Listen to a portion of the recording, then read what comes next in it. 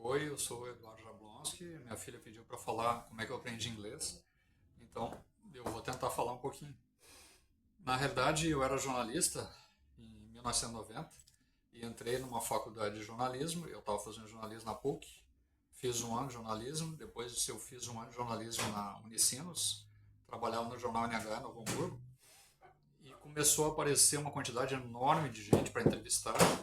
E também começou a aparecer, porque eu era editor, eu virei chefe, pela qualidade do texto, então eu tinha que corrigir o texto dos outros. Aí eu pensei assim, bom, e além disso, a Universidade La Salle ficava a uma quadra do jornal onde eu trabalhava, em Canoas, que foi o primeiro que eu comecei a trabalhar, depois é que eu fui para Novo Hamburgo, o jornal NH Novo Hamburgo.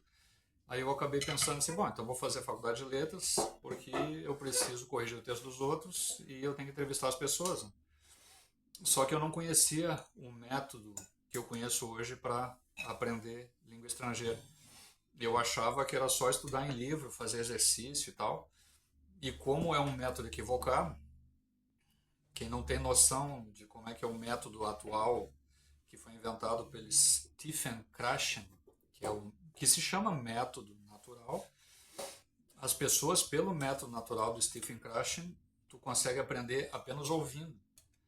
Eu não sabia que era assim. Então eu achava que era só estudando, lendo, fazendo exercício, estudando, estudando, estudando, estudando.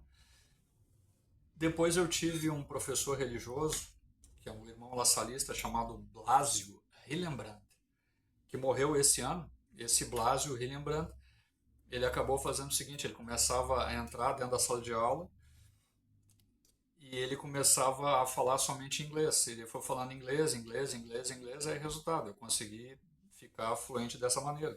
Toda a turma que estudava junto comigo ficou fluente porque o professor Blasio se recusava a falar português, falava só inglês. No primeiro semestre da faculdade eu fui mal, tirei 5,3, porque eu não entendi o professor Blasio.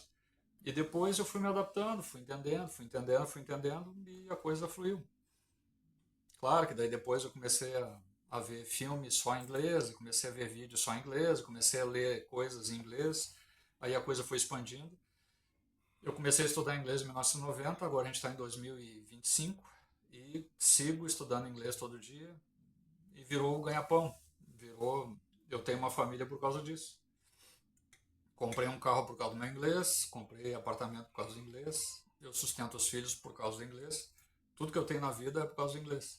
Fiz concurso público por causa do inglês, virei professor de faculdade 18 anos por causa do inglês, é tudo inglês.